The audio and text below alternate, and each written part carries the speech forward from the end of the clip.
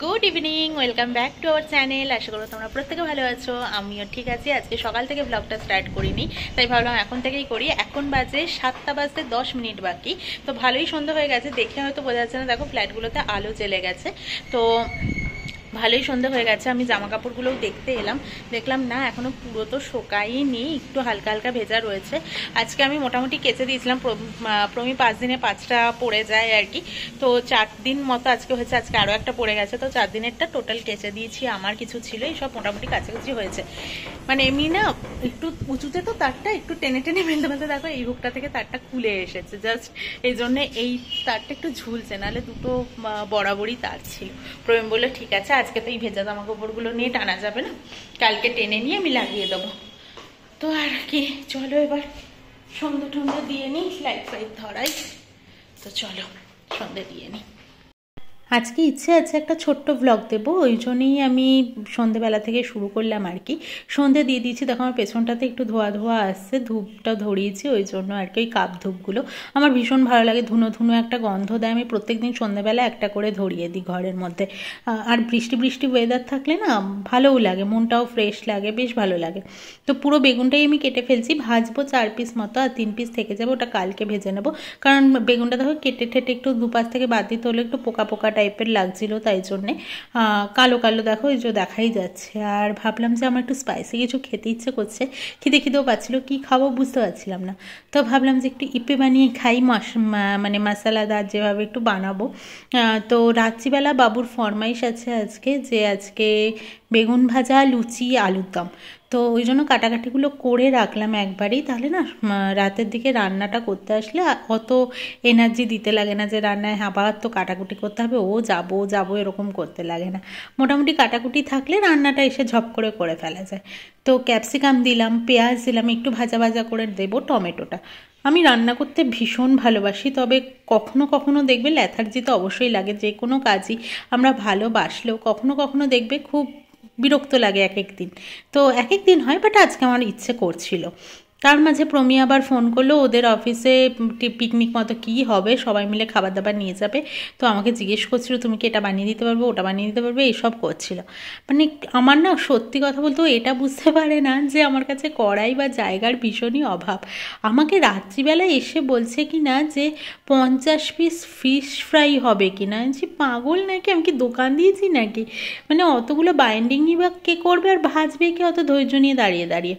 বলছে তাও ঠিক কথা, মানে কি আর বলবো, তাও এক কথা কিন্তু আমার বোঝা যায়নি। আমার সাথে কিছুক্ষণ তর্ক করলো, হ্যাঁ তুমি এরকম লোকে সহ্য লোককে খাওয়ানো ঠিক আছে, একজন দুজন, আমি 50 পিস ফিশ ফ্রাই কী করে বাজবো? তারপরে কিছুক্ষণ বাথরুম ফাথরুম থেকে বেরিয়ে এসে বোধহয় একা একা হাত পা ধুতে ধুতে ভেবেছে, তারপরে এসে বললো সত্যি কথাই ঠিক আছে। যাই হোক, ম্যাগিটা কিভাবে কি করলাম তোমরা তো দেখতেই পেলে। আর ওর ওইটা অফিসে আছে বুধবার। এইখানে না আমি পড়েছি এক জ্বালায়, সপ্তাহে 3 দিন কাজ হয় আর 2 দিন এইসব করে বেড়ায় ওরা, কোথায় নাটক, কোথায় ক্রিকেট ম্যাচ এইসব করে। তো এইবার শুরু হয়েছে আবার পিকনিক মতো, এক একজন এক একটা নিয়ে যাবে, আমি কি যে করে দেবো বুঝতেই পারছি না। তো ম্যাগিটা তো দেখালে আমি তোমাদেরকে পুরোটা, যে আমি কীভাবে করে নিলাম, দেখো ফাইনালি হয়ে গেছে, এরকম দেখতে হয়েছে, খেতেও ভীষণ ভালো হয়েছিল। আমি ডিম দেইনি, জানোই তোমরা আমি ডিম খেতে ভালোবাসি না। আর এখানে কাটা কুটি করে মেখে ঝুঁকে রেখে দিয়ে তারপর যাচ্ছি। এখন বাজে 9:57 রাত্রিবেলা। আমি এলাম রান্নাঘরে, আমার না এরকম ঘুম ঘুম পাচ্ছে, ভালো লাগছে না আজকে আর। তো বেগুন আর লুচি ভাজাটা, মানে বেগুন ভাজা লুচি ভাজাটা ও এলে করব। আর আলুর দমটা এখন করে রাখবো, অল্প একটু আলুর দম করবো, যেহেতু বেগুন ভাজাও রয়েছে।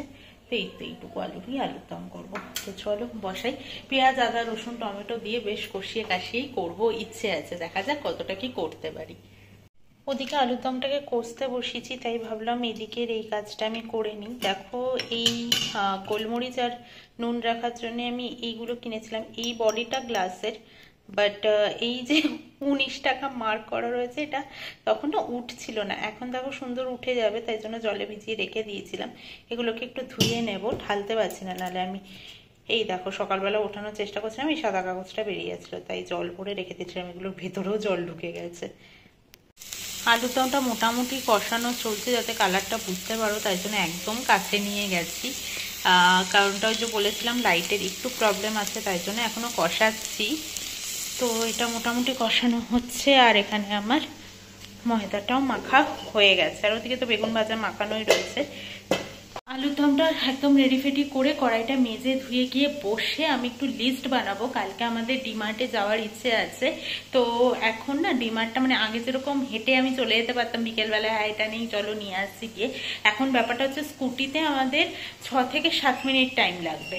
তো ওই জন্য হেঁটে কতটা কি যেতে পারবো জানি না, তো ওই জন্য ভেবেছি, প্রমিও আমাকে বলেছে এবার কিছু ভুললে চলবে না, দেখো ডিমার্টে গেলে না একটা দুটো জিনিস ভুলে যাই আর অযথা জিনিস কিনে আনি, তো ওই জন্য ভেবেছি এবার না লিস্ট বানিয়ে নেবো, তাহলে আর কিছু ভুলবো না।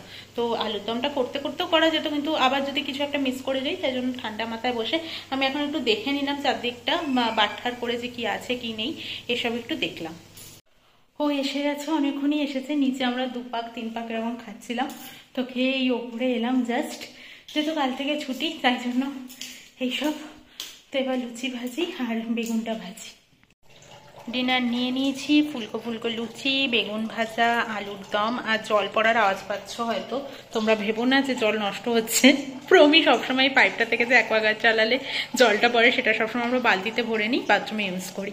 আর আমার রান্নাঘরের পরিস্থিতি এখন খুবই খারাপ, তো চলো এবার খেতে দিয়ে দিই আর আমিও নিয়ে নিই।